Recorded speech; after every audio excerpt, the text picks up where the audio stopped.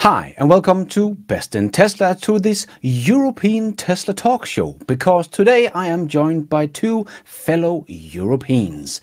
One, of course, representing the biggest auto market here in Europe, and that is in Germany. And there we, of course, have Jan from Tesla Fix.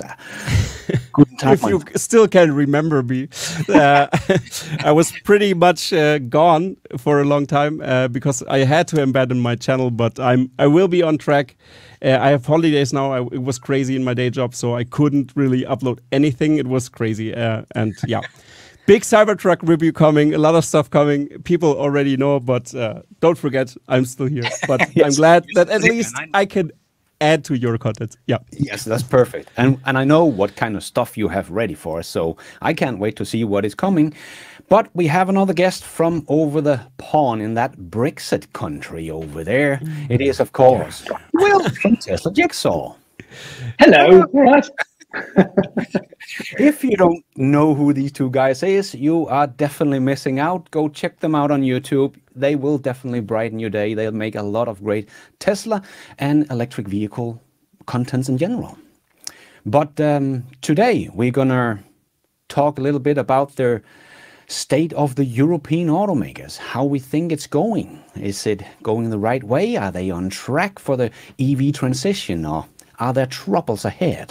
So, Will, if I'm going to start asking you, if you look at the European automakers on a global scale, do you think they are doing great, or are they in trouble, or where do you see problems?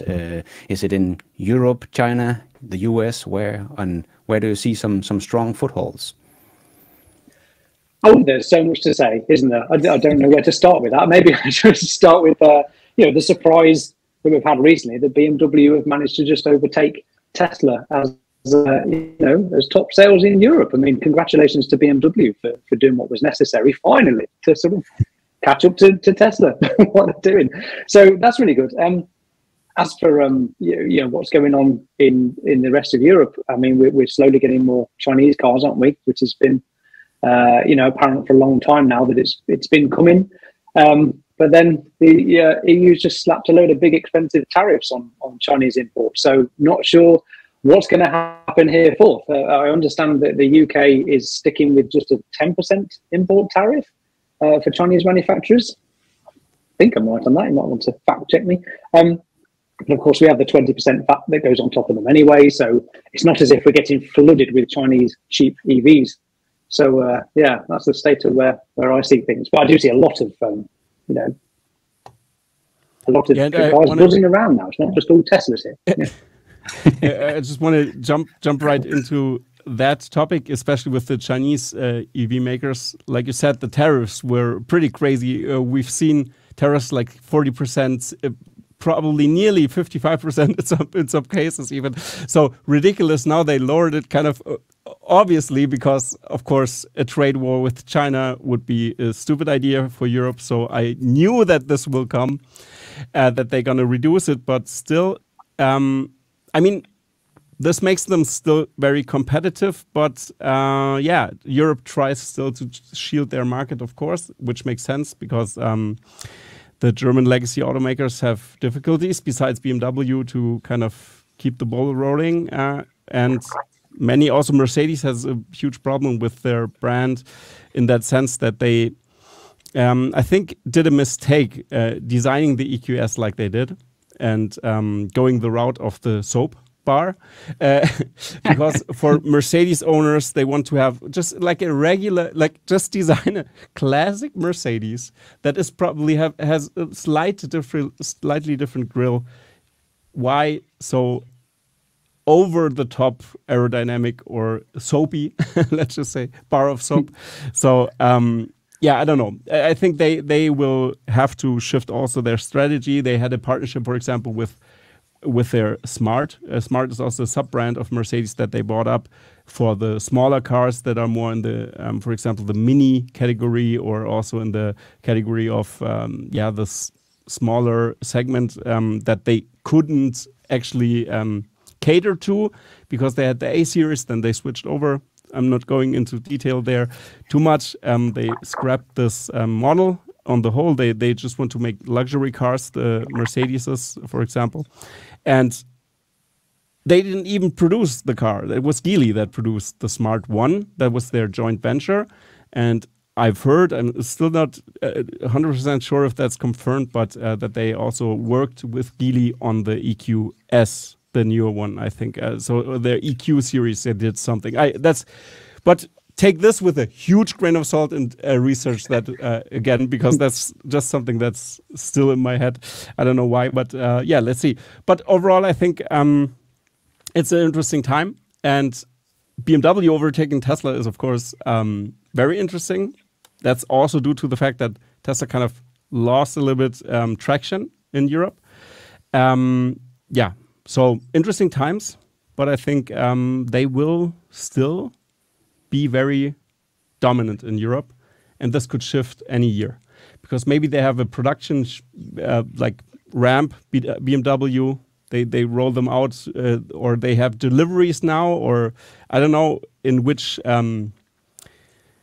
In which how do you say order? In which in which cycles they pushed out their vehicles exactly. That's not like did they produce them this week and then they pushed them out, or did it bulk up and the ships arrived kind of you know what I mean? So yeah. So yeah, let's see how this develops. We had some, for example, Geely also sold many cars at some point, and that's also due to the fact that they arrived with the ships, and then there was a huge bulk of cars. Then they sold them, and then suddenly it just the numbers crashed again. Yeah. So yeah, there are different things that we have to observe here, long term, to say if it's really successful. Yeah. That's just the last thing I wanted to say.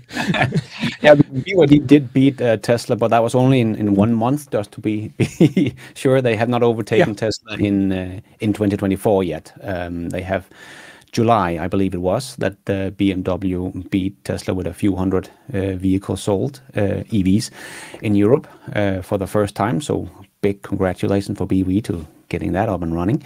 But yeah, they're still missing out. They're still far behind when it comes to the year so far. So they really have to keep up this momentum, and we will see if they can achieve that for the rest of the year to kind of keep up the pace where they at right now here in July, because that was 1 month, but very good month for them.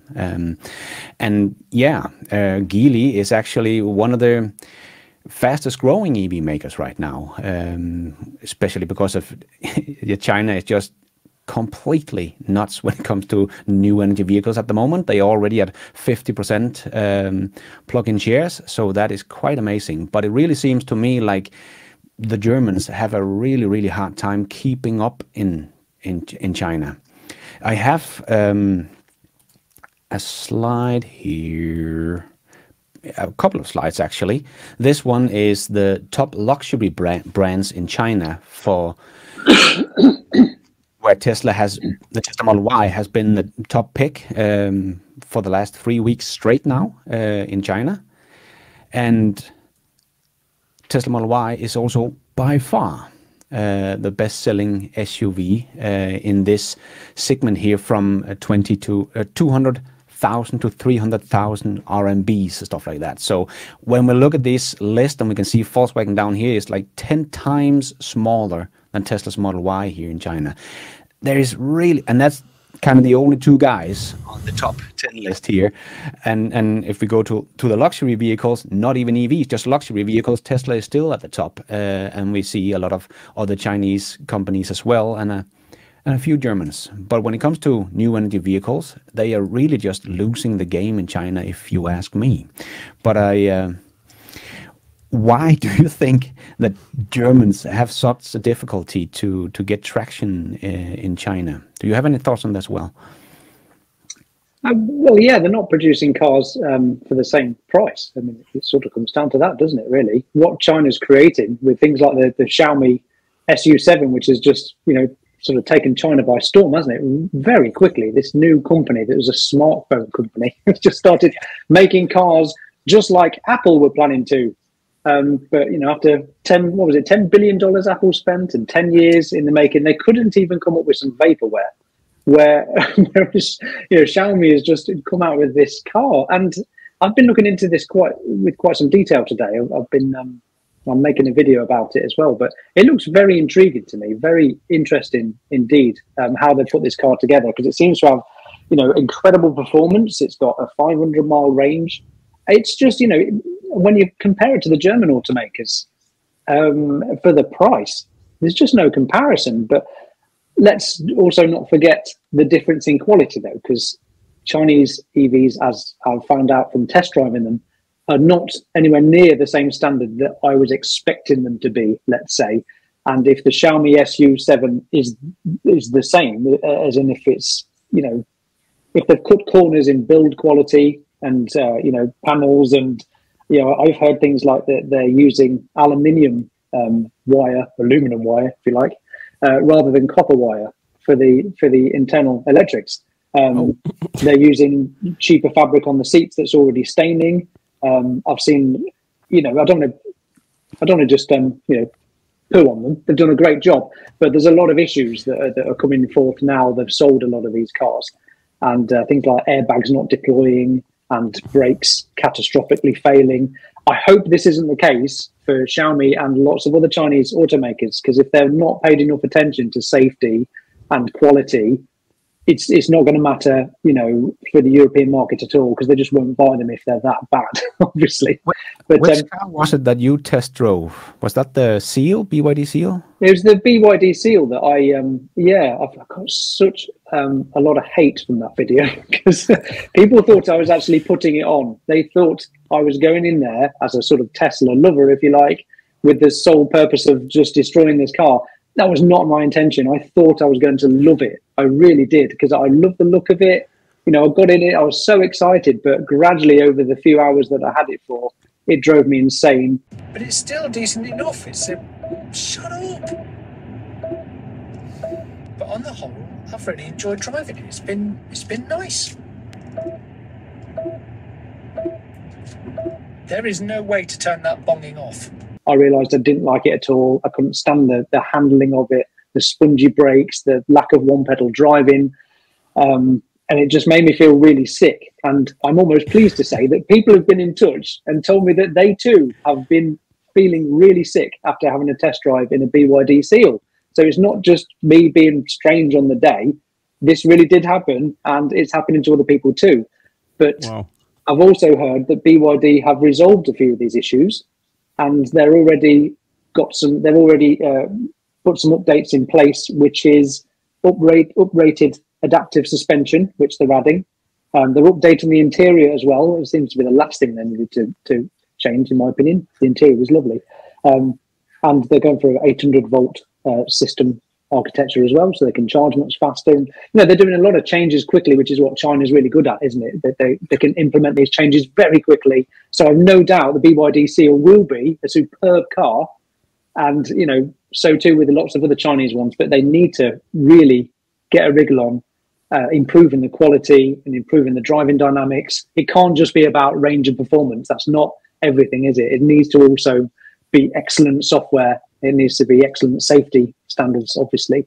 I'll stop rambling. That was long enough, wasn't it? No, you're fine. Yeah, it's interesting. The BYD Seal review you did. I mean, writing in the title, "This made me sick," or the BYD Seal. That's maybe something where people it's your fault, ramble, but it's true. I mean, it's true. What can you say? It's not even clickbait. I mean, it is, but it's also true. Very true. Well, people thought I was acting. I find that hilarious.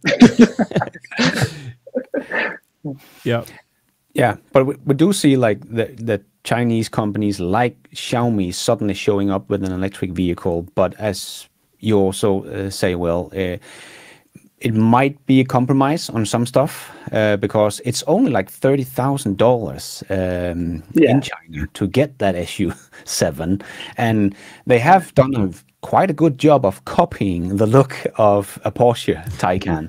If you see them side by side, it's hard to, if you're not a fan of either one, to see which one is which.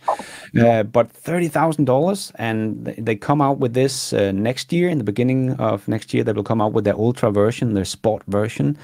That has over, I can't remember, 1,400 horsepower, or something crazy like that. Does a 0 to 60 in under 2 seconds, does up to 200 miles an hour in under 6 seconds. It should be a beast, but it might not be a Porsche, but you can probably get that one for $50,000.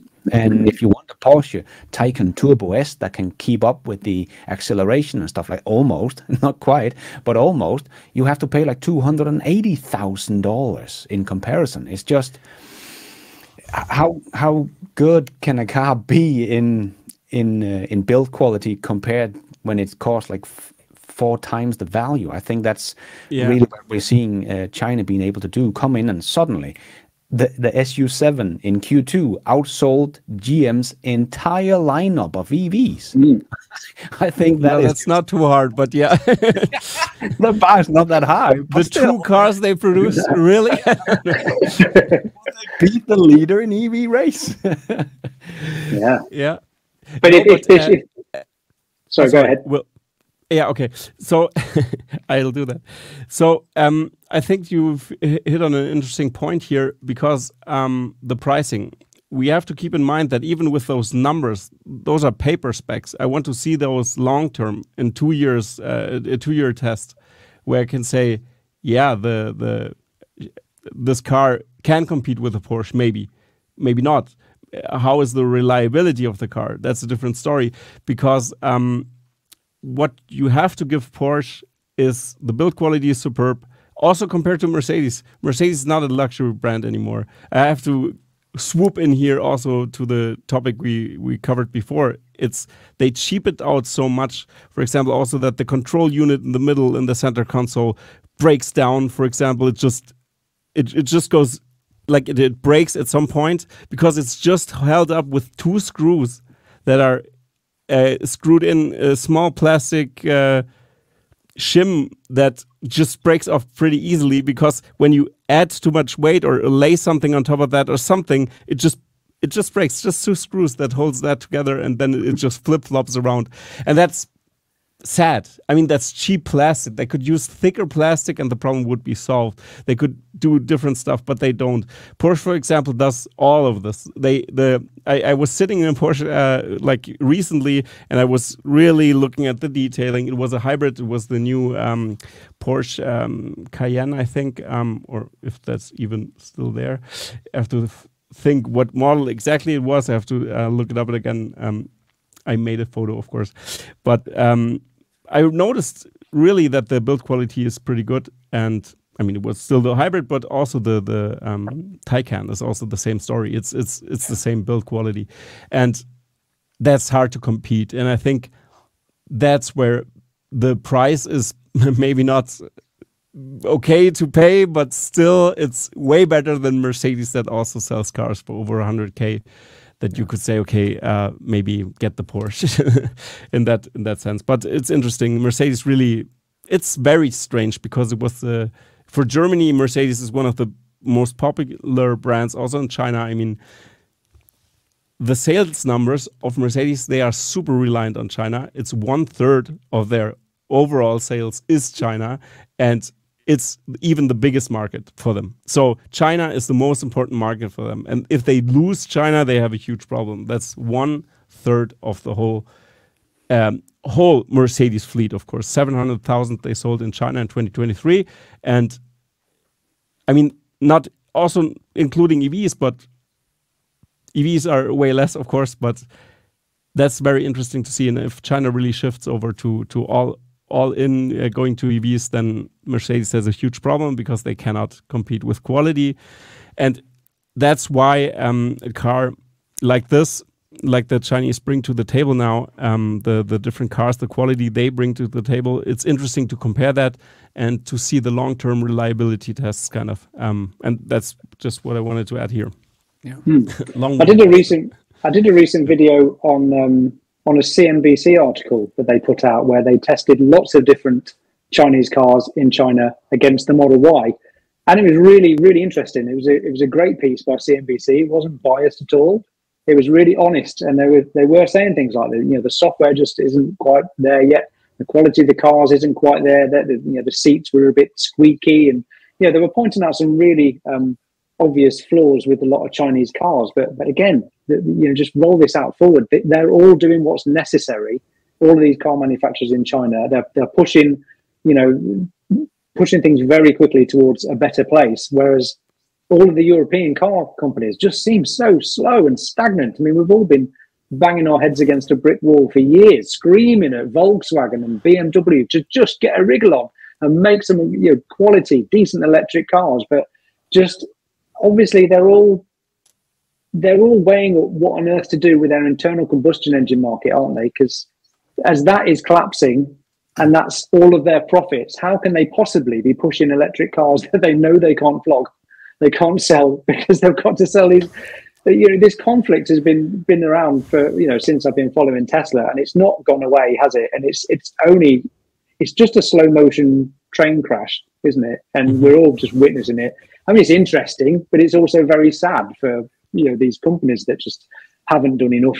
Too little, too late is my response for most things Volkswagen, to be honest. Yeah, I think many are not realizing how difficult this switch really is, because they have to scale up something that is not profitable. Like Ford has been so kind to open up their financial of their EV business, so we can see that they are losing $5 billion this year, and they are scaling back because they don't want to lose this much money. Because, and at the same time, they know that their profitable business is going out of business. And there was actually an interview from Autoline News with John McElroy, where he interviewed a guy that worked at a company, I can't remember, I think it was the Corvette or something like that he worked for, and there was an engine they have to wind down and turn out of business. And he said that it was almost impossible to do so because they still had warranties and all that good stuff to worry about for all the customers and repairs and all that stuff. But they had to tell the supplier, we're not going to buy this engine from you anymore, but we still need parts, so you please provide the parts. But of course, all the suppliers said, but you can't do that. We're going to go out of business if you're not going to buy the engine anymore and just buy parts here and there. We can't do that. So they went out of business. So he said it was almost impossible on this low volume vehicle to wind that engine down. And just imagine when someone like Volkswagen or Toyota, that they have to wind down cars that they make in the millions. It's going to be an absolutely... I can't see how they're going to balance this. It's just accelerated even. I mean, yeah. But then you have a wonderful government like the UK who just keep flip-flopping around with this zero emission mandates. Like 1 minute we're going to ban cars in 2030, then it's 2035, now it's back to 2030 again. Can you imagine being a car company just ripping your hair out, going, "What are you doing?" Give us some concrete numbers of when you want to, stop selling internal combustion engines. I can't imagine what it's like to, be the head honcho of a car company, having to make orders for batteries, or orders for engines, for that fact, and all those components that you were mentioning. How do you do that? Exactly, because we can sit here in our little Tesla bubble and laugh at the other guys and say, yeah, they're not doing what they're supposed to do. But I think it's very, very difficult to do what they're supposed to do, because I think in my opinion, they have to go all in on EVs and just take the losses that comes with that, as Tesla has also done. And we see Rivian and Lucid and all the other guys, they are taking all the losses because they lose money on ramping up these EVs.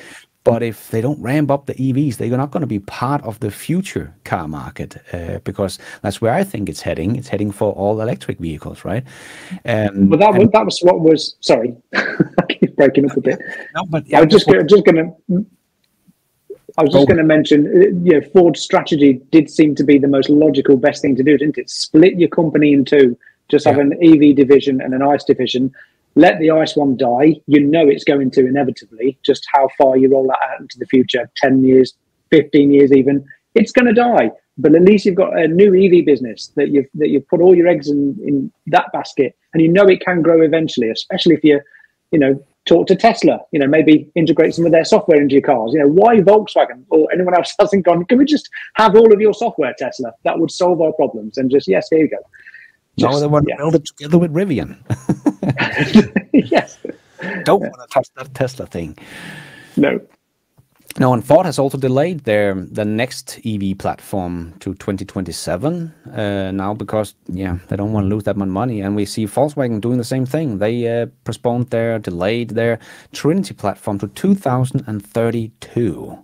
I mean, is that throwing in the towel? Or, I mean, their platform is not doing that great, and the technology get a lot of hate from consumers and stuff like that, and the software sucks, and we all kind of hoped that the Trinity platform, as Herbert D said back in the days, would come in 2026, and then they would be able to catch up to Tesla and all that good stuff. And now it's postponed to 2032. Yeah.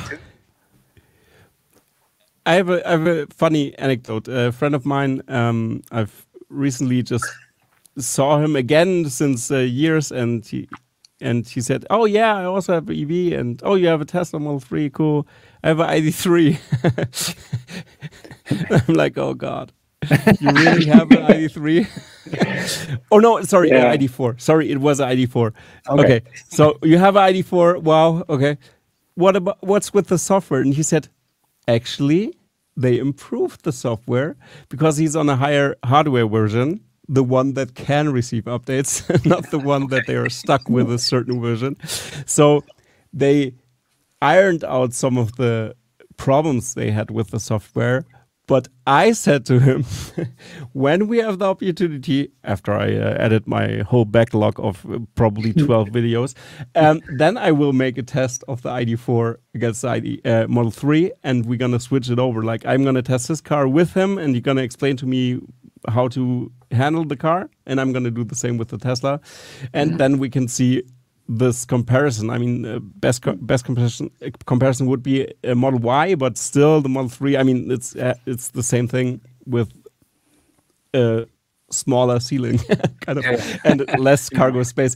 But overall, it's the same user experience, more or less. Besides the refresh is super awesome. In comparison, we still have to wait for the Model Y. Yeah, the new one. Come on, hurry up. Yeah, come on, give it to us. Trying to buy one. That's the problem for my wife. I was like, oh shit, I have to get another loan for this car, and I'm gonna ruin myself financially because of this. But hey, YOLO. Well, I've been cataclysmically wrong on this one. I quite thought that Tesla would have immediately refreshed the Model Y. So they're not. Absolutely. I thought that would have been the case because it seems to make sense, doesn't it? They would be more profitable cars to produce. They would make more money from them. It would increase their sales. And I'm really surprised that they've waited this long. But Elon did tell us that they wouldn't be coming this year in America. So I'm going to believe what he says from now on, rather than putting out videos like, wait, but why? which I thought was great. And I thought I'd be very smug when they came out much sooner than people thought. But I'm wrong. Yeah, but I think Tesla, I mean, it's clear. Tesla has the Model Y ramp also in Germany is so good that they would throw a wrench into their factory when they just would switch over. They would have a huge Streisand effect still. That's a huge factor that they cannot sell all the Model Ys. They have to reduce the price drastically to get them off. If you can get a newer Model Y for nearly the same price with a slightly new light bar in the back, which looks kind of cool. We will see how it looks in reality, and if it's really confirmed 100%, I'm not sure. But still, interesting stuff we saw, and of course people will just wait because the Model 3 refresh was so much of a leap forward in comparison to the one before, besides the punchier acceleration that you experienced, sadly, Will, still. I don't. But I also have the standard range Model 3 Highland. That's why, I mean, it's punchy, but it's not as punchy as also the standard range that we had before because of the battery technology. They changed something. But overall, it's it's much more quieter. I really enjoyed the ride. I compared it also to the older one. Like I was driving one recently, and it's interesting to see that it's a total game changer, especially with the noise reduction. It's insane. And if that comes to the Model Y, people won't. Why should they? Maybe they pay just 3,000, 5,000 more to get the way more improved version. So that's a huge factor, I think, that they needed to address. Yeah. Well, for me, I've decided that it makes a lot more sense if, we only have one car for our family anyway. It would make a lot more sense if it was a Model Y, especially with me doing a lot more sort of adventures and drives, and I can camp in it properly. I mean, Lars, your video that you did when you were camping and you had that tent, with your family, it was beautiful. And me and my wife, in fact, my whole family, we sat down and watched that. We thought, we could do that if we had a Model Y. So, I think I've been waiting for that really, rather than going down the route of 4 years of a Model 3 refresh. I think a Y would be a bit more suitable for us. Yeah, definitely. And I actually think that whole thing is also a great example of the lack from the legacy automakers, because we have had camp mode in our Teslas for since 2015 or something like that. Yes. And we are enjoying it. You are enjoying it, Will. You had a great tip also about taking the back seat out of the Model 3. Yeah, that's a treat. So you can get it all flat down. That was beautiful. But with a slightly higher risk of getting electrocuted. That's very important. It's fine. It had little warning labels on it. It was all right. No, but because you can get it flat, if you take out that bench and you get it flat, you see, to sleep in it. Me and my wife did sleep in it again at a Tesla event. It was beautiful, like perfect. It was really comfortable. And of course, it makes it sound like a rocket because you can hear the motor. It was really prominently loud in the car. So I had great fun around our country roads here. It was really good. Yes, and me and my family, as you said, took a trip up through Norway where we had a tent on the back. We put up camp mode, and in the beginning, because it was also a bit cold, even though it was summer, so we could just put up the heater at full speed and blast it up, and it was heated, and then we just put camp mode on, and then it stayed a nice temperature doing the whole night. And then Volkswagen comes along with their ID Buzz. A little camper that doesn't have camp mode. And I'm like, when you said that on your recent video, I watched that and it suddenly hit me like a ton of bricks. The Volkswagen camper van doesn't have camp mode. It's got no. It's just why? I mean, they're wondering why their sales aren't particularly brilliant for this £60,000, $60,000 plus car, and they don't even put any interest into making it a camping car. But consider what Tesla has got with the Model Y, and it's just opened up this massive plethora of campers all of a sudden. I mean, I would never have slept in a car. That's insane. All of a sudden, I find myself sleeping in my car because I've got camp mode and it's so cool and it's enjoyable. Let alone if you have a tent on the back and you've got, a heated tent or a cool tent and all your things you can just plug into your car, like your fridge that you've got. Yeah. It just opens up a whole new opportunity, doesn't it? So to think that Volkswagen haven't jumped on that, it's true with Rivian as well, actually, isn't it? Because Rivian haven't even bothered making their internal camping thing. They've got something available now, but it's useless. It looks dreadful compared to their, the vaporware images of what their camping things were going to be on the Rivian. They've not, rolled that out at all, much to Zach and Jesse's annoyance on Now You Know, because they ended up just making their own version of it, if I'm not mistaken. Or something like that. Yeah. Because, sorry, go ahead. Yeah, I really think this showcase how bad these guys are at software. And as I've talked with Jen about before also, that the new luxury just seems to be software. People want great experience like camp mode and sentry mode. Of course, you should be able to open your phone and look through the cameras and see what's going on in your car and all this stuff. But it just doesn't work with the old guys. And I think the ID Buzz, because it really seems to be a big flop, actually. I believe it was 170, and that's it, 177 units they sold in all of July or something like that. I can't remember the numbers exactly on the top of my head, but it has in Germany, it has been a big flop for Volkswagen. They hope to produce like 150,000 a year of these bad boys, but last year in the whole year they sold 25,000. So and I think for me, coming from a Tesla, and everybody knows about Tesla camp mode and stuff, I think it's a great idea. We need this van. The ID Buzz is a great van, and they made it electric, so that's awesome. But then they just miss all the features, all the software, the fun thing that would make this an awesome little camper. And then not forgetting, yeah. Then we have not forgetting an entire camp. You know, the internal spacings of a camper. There's no flipping bed or fridge or anything else yet, is there? They've not actually produced that, have they? So the one I sat in and had a really good play around at Fully Charged in Farnborough last year, it was a conversion company. So they'd taken the ID Buzz and they'd kitted it out beautifully. It's got a raised top and it had a couple of double beds in it. Everything you could wish for. It was stunning. Exactly what they should have come out with in the first place, and they might have sold some units to people who want to go camping. It's just at the moment they're just flogging a van.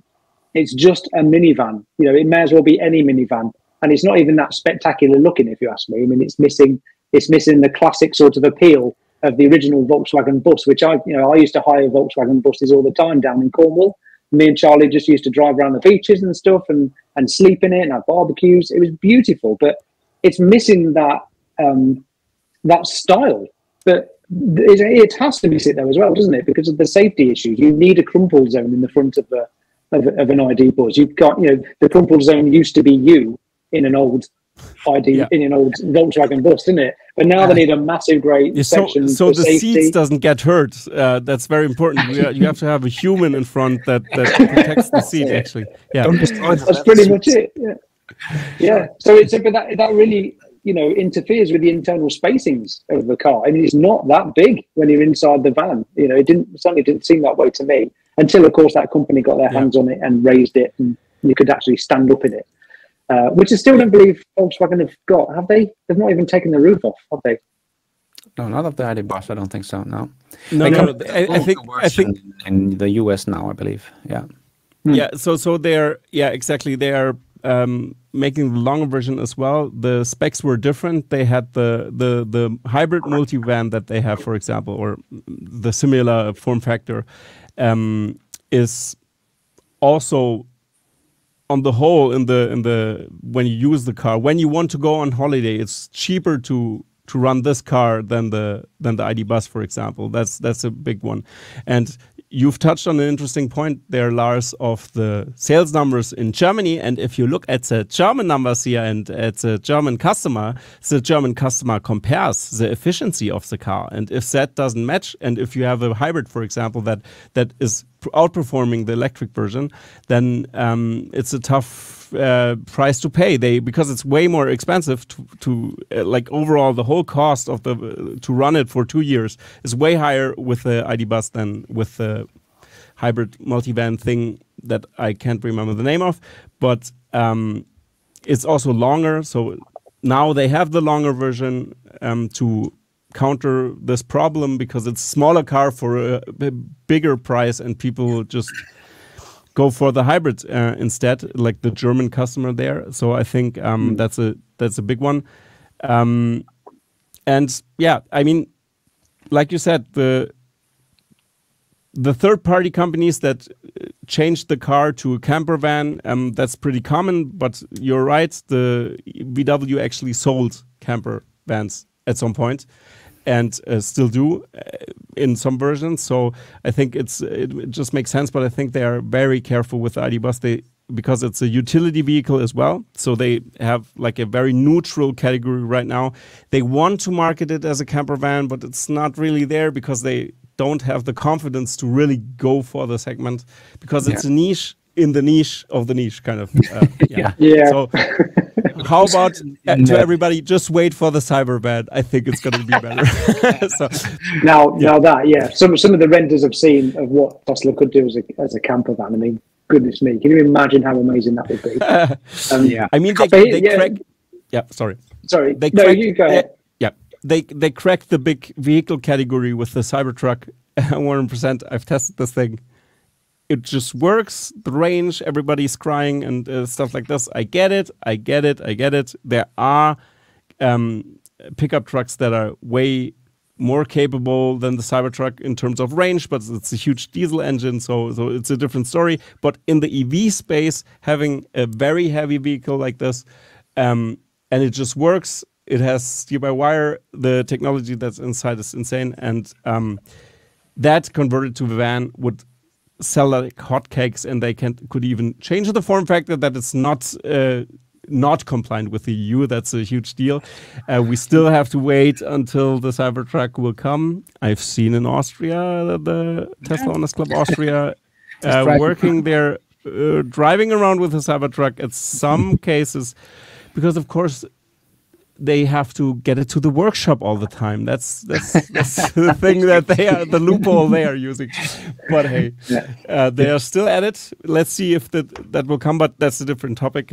Let's stay focused here. I think, like, the ID Bus could have been a really big hit because, like you described, Will, this is kind of the dream for many European, taking the old Volkswagen Bus and driving around in Europe with your girlfriend and just sleep in the back and they could have they just had camp mode. I mean, that would have been just a nice feature they could have shown off and see, look, we can use it as a camper, and it's basically just software. I'm surprised that they couldn't even figure that out to make that work, because I think like BMW is doing really good right now, and they just come out with the i5 Touring. So that would be one of the first really like station wagons, electric vehicles here in Europe. And I think that is a great move from BMW, because us Europeans, we love our station wagons. Even though the Model Y has more space, people just need to know that SUVs can also be kind of station wagons. But I think it's a nice move, and they could have a really good hit on their hand here, because so far I think BMW's EVs, there's nothing like completely wrong with them. They perform quite decent in range and in charging and specs overall. So people that like BMW will also like the i5. I think one of my neighbor have just got one, and it looks nice, looks like a BMW, and it's a Touring for the first time here in Europe. So I think they actually playing a good game in Europe, BMW, and I think this one could be a good hit for them as well. But it really seems like Volkswagen is missing that big hit with an electric vehicle so far, as the ID Bus is like most of the disaster. Do you think, when you look at Volkswagen though, they make profits on internal combustion engines, and they will only transition to pure EVs when they're forced to? Do you think that's a fair statement? Yeah, I think also because we have seen, like with the European emission standards, that for the last 3 years I've been following that number. It's like you have this target and they just make enough vehicles to get under that target. So I believe just watching how many EVs do we have to make to get under not getting fined, because in 2020 I believe it was that Volkswagen actually didn't make it because they were so delayed with the ID3 coming out of production because of all the software issues they had. They thought they could make more EVs and sell them, but that's why we also saw that huge ramp at the end of 2020 when it came out. But then it just died off again, had never been to that high ever again, because that was just Volkswagen trying not to get fines, because they just wanted to get under that emission target, but they didn't quite get there, and they got a fine about 200 million euros or something like that, and they just missed it by that much. But if you watch that numbers again in 2023, it's not like they have increased the distance to the emission target that much. They are still just below it, so they don't get fines. So I think it's fair to say that they are just producing as much as they have to, but in 2025 they will have to produce some more, because then we're going to get stricter emission targets, and we're also going to get lower utility rates on the plug-in hybrids in Europe, because they're going to change that to be more true to real life, because they have found out in studies both in America and here in Europe that plug-in hybrids are rarely used. What? Legacy car companies are cheating in the emission standards? That is not what I'm saying. What? Just saying. No. Especially not VW. No. I mean, Electrify America isn't a thing. So let's just say they didn't have to do that as a penalty. Yeah, no, just yeah, so I really think that they're going to be forced. So I think we're going to see a big ramp in 2025 because the emission targets are going to be lowered. So everybody has to make more electric vehicles to get under these targets, and because they cannot continue just making plug-in hybrids to get under these targets, they're going to have to make a lot more electric vehicles. So I think it's fair to say they need to be forced to do it because and okay, yeah. Yeah, I have to jump in here because this grinds my gears so much, because that's something about the psychology of Germans need to be addressed here, because this is how companies operate in Germany. They want to adhere to the laws, and that's the only thing they're looking for. For example, they want to just hit the emission standard, for example, in 2025. That's their goal. Then they do everything to hit that goal. And they are very creative with doing that, probably looking for a loophole in the law that they can say, okay, this emission is counted like this or that.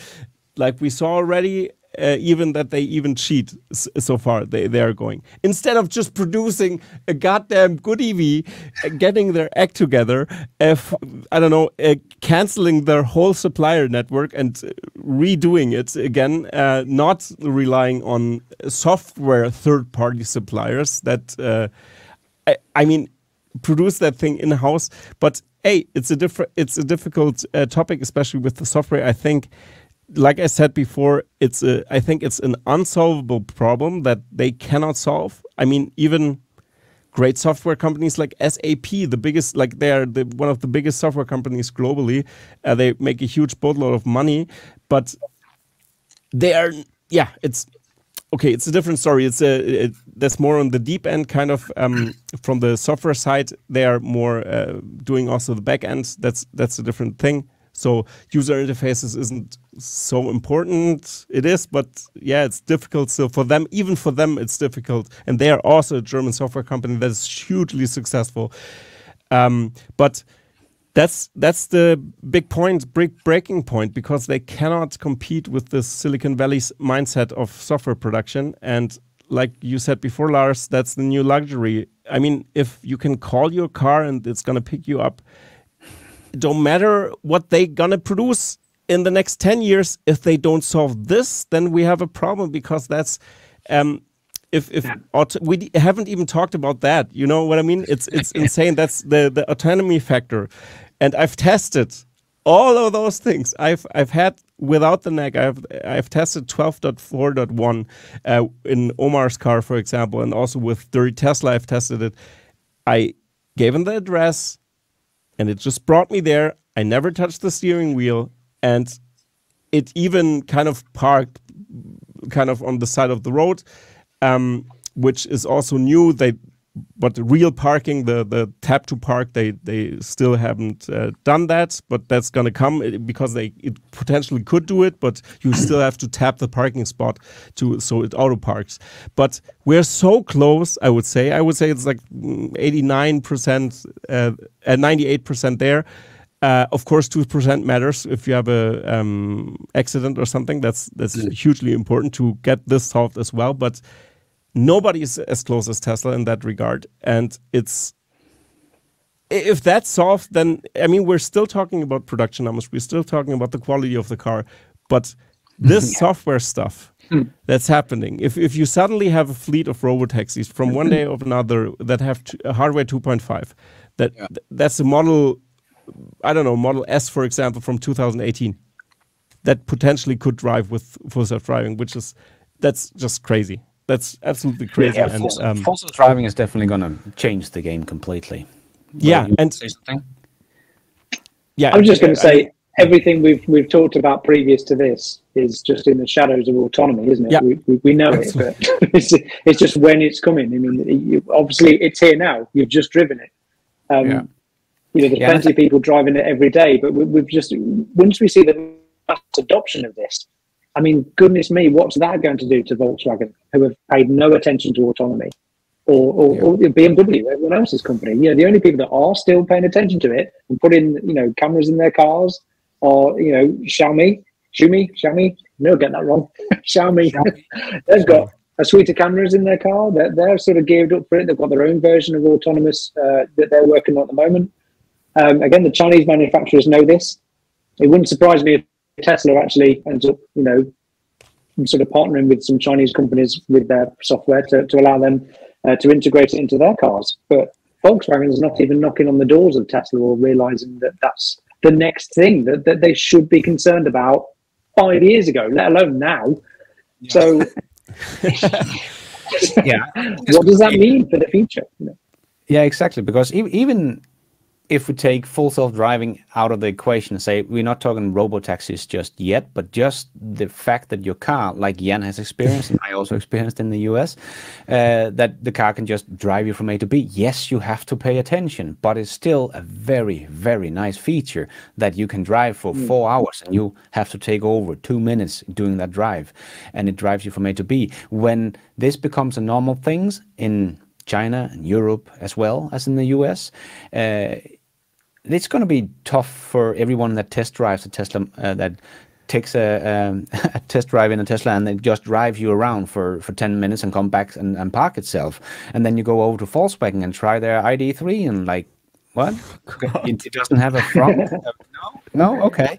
Well, let's just to throw in a counterpoint to that, let's not underestimate the predictability of stupidity. There's plenty of people who buy the worst possible electric cars today who pay no relevance to whether it's any good. They just buy it because they think it's equal to any other electric car. So maybe we might have autonomous cars on the road and everyone else is just still stuck to, like, glued to their previous cars. I mean, who knows? and let's say also, if you just come from an ICE vehicles to any EV, they're gonna feel like the future, because like I was not that long ago, I had to loan a car because Jesus.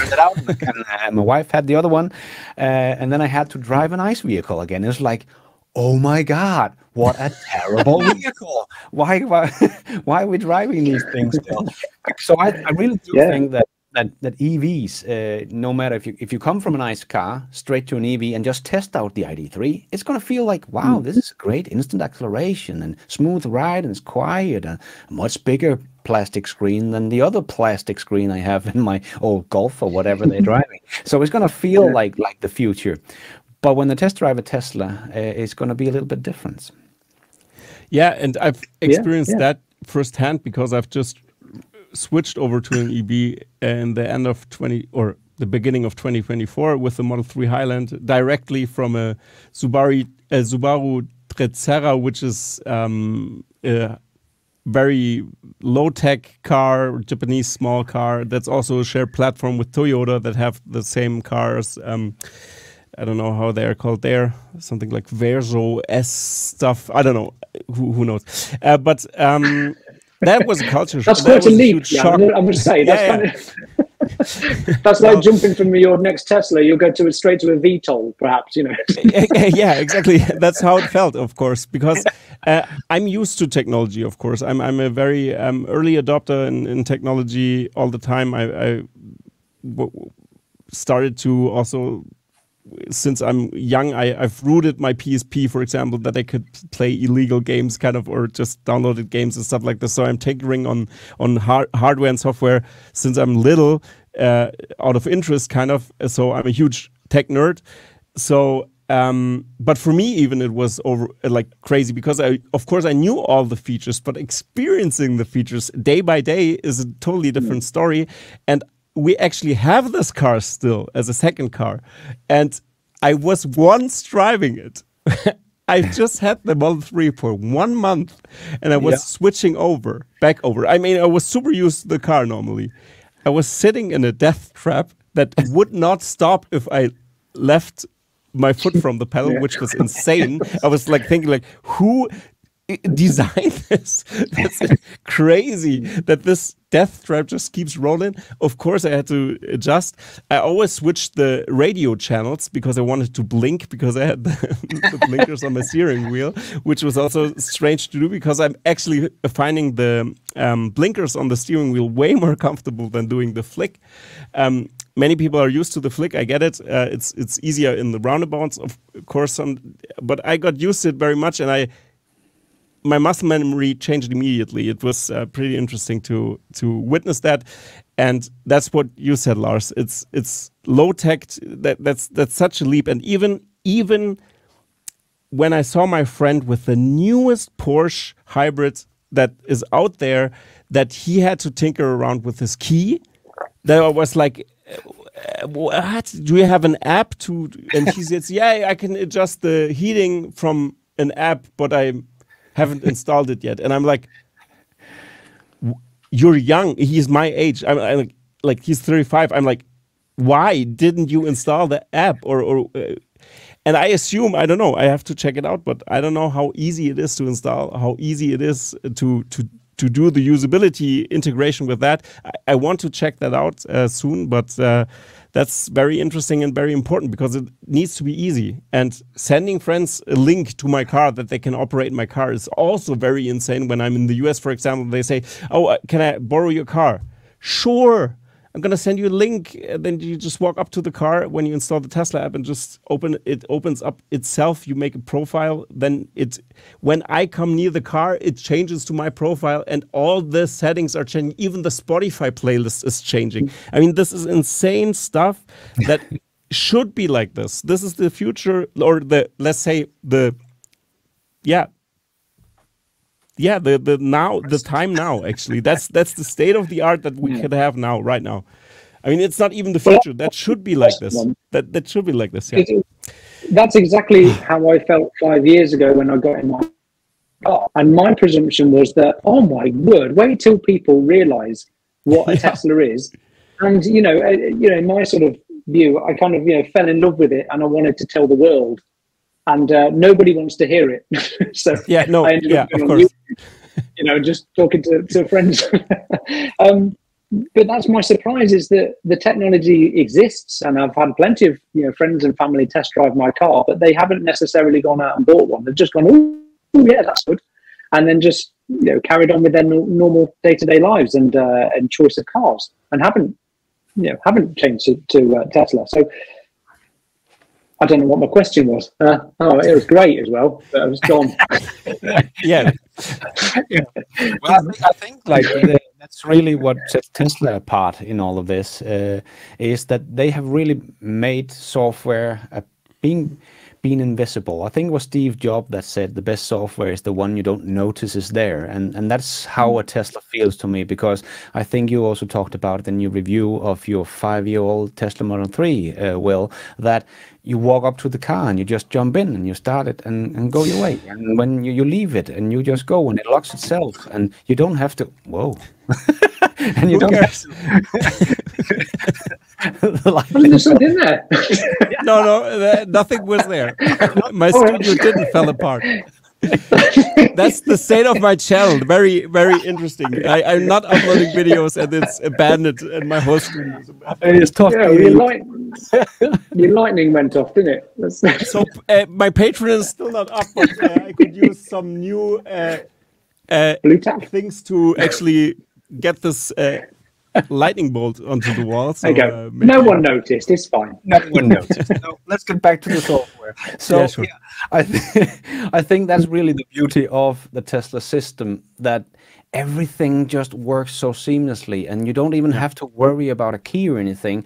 I can put the car into the city and take the bus home and my wife can pick it up. We don't have to worry about keys or anything. Wow. And when there's something wrong with the car and you have to go to the service center, you can just get a new loaner car from Tesla and you just accept in your app and everything is set to your preference. It's like, oh my God, this is how it's even the seats, which is insane. Yeah, the seats and the place list and your favorites and everything is in this loaner car from Tesla.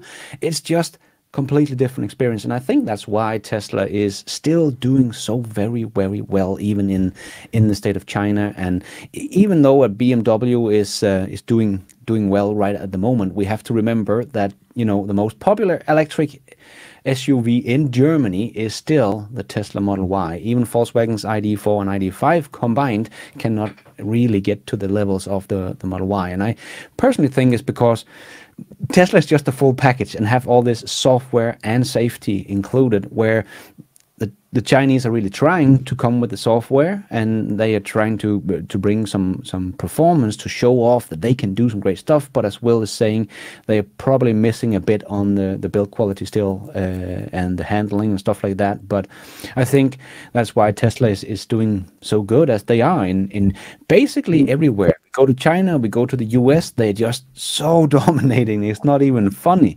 And Tesla here in red is profitable, and everybody else on the right there is not profitable. So, and I actually just saw with China that BYD, even though they're doing great so far this year, their cash flow has actually been negative. So the price war in China has definitely taken a turn into to BYD's profits this year. So, and Tesla is still profitable and have free cash flow, positive free cash flow every quarter. So yeah. And they're heating up the price war as well, and still are profitable. That's a very important part. They're grilling the competition at some points all the time, and in some cycles they always reduce prices that they adjust for the take rate, kind of. Yeah.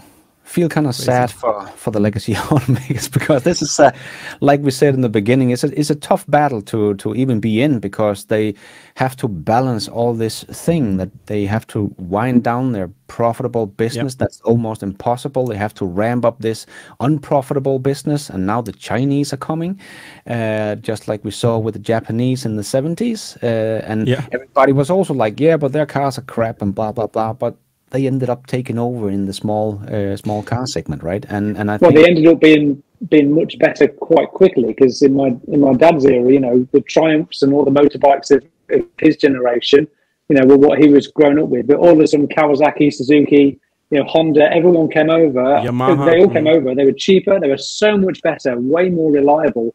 It's only a matter of time before Chinese cars are exactly doing the same. They will just be better than the legacy auto companies. And when that happens, it's just game over, isn't it? And we know it's happening because they're innovating so quickly. It will happen. The only thing that's going to get in the way is these tariffs. I mean, if an American now just slapped a 100% tariff on Chinese imports, I mean, that seems wholly unfair to me. And it's the end consumer that's going to lose on having a cheaper option for a car. And the same for Europe as well. I mean, I understand that, what is it, 37% for Europe? It's a maximum of 37% tariff set for any Chinese imports. But yeah, my point is, it's a shame for the consumer, because if that had happened, you know, at the time of when the motorbikes came over in the 70s, then, you know, they wouldn't have had the enjoyment of better motorbikes. So I think for the verdict, also for this episode, I want to jump in here and just elaborate here one second that the shielding the market is a strategy that can hold off the floodgates for a few years, maybe, and it's bad for the consumer, like you said. I would also agree there. But does that make the in-country brands better? No, and even 2 years is not enough. No. 3 years isn't enough. How long can they shield the market?